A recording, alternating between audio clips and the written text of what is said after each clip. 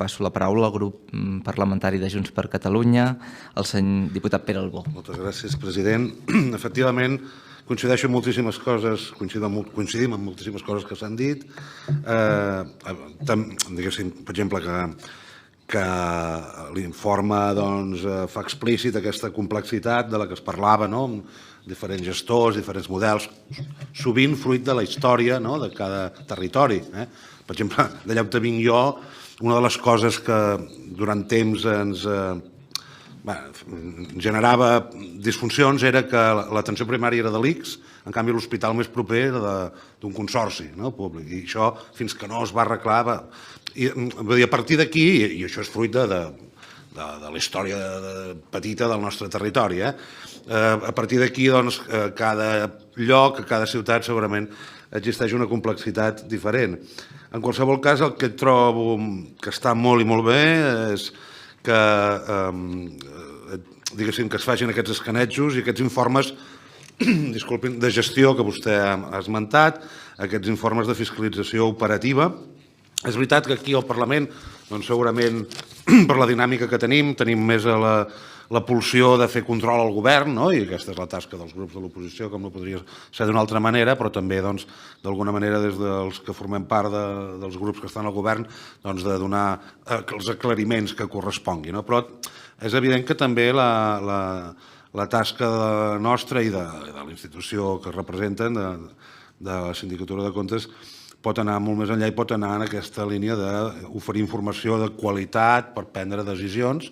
En aquest sentit, nosaltres ens motiva moltíssim un informe d'aquest tipus. I en aquesta línia ve una pregunta. Segurament, quan és un informe de gestió de control, la seu pròpiament és la parlamentària. Aquests informes de gestió, jo crec que totes aquestes dades segur que ja s'ha fet, però com s'ofereixen o com es fan arribar als que prenen decisions de gestió, justament, i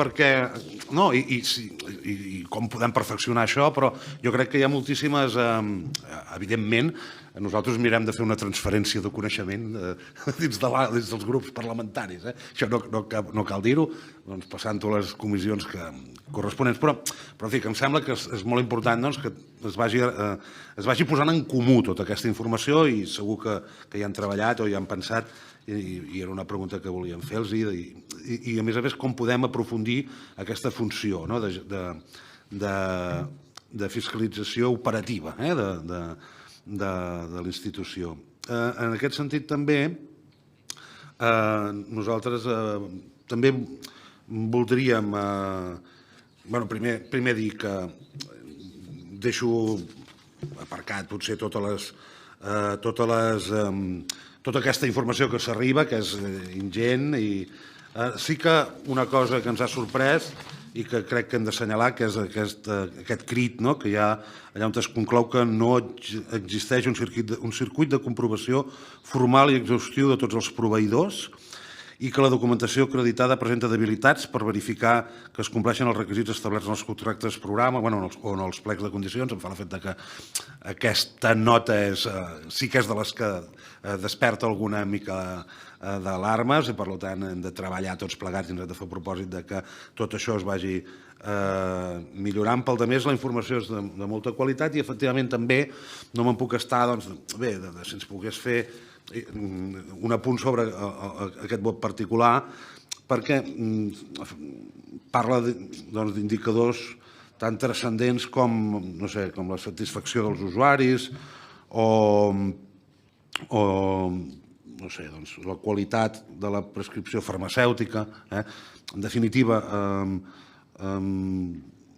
entenc que és complicat i que hi hagi un debat sobre la mostra que es pren i fins a quin punt aquesta ens permet arribar a conclusions, o potser fins a quin punt les conclusions poden ser aprofundides. Però en qualsevol cas és un debat que no m'agradaria evitar, que segur que han tingut vostès, i que ens agradaria una mica que ens fessin aquesta valoració.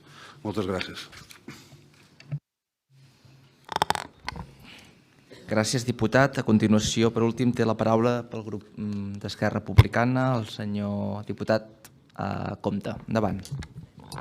Molt bon dia, moltes gràcies.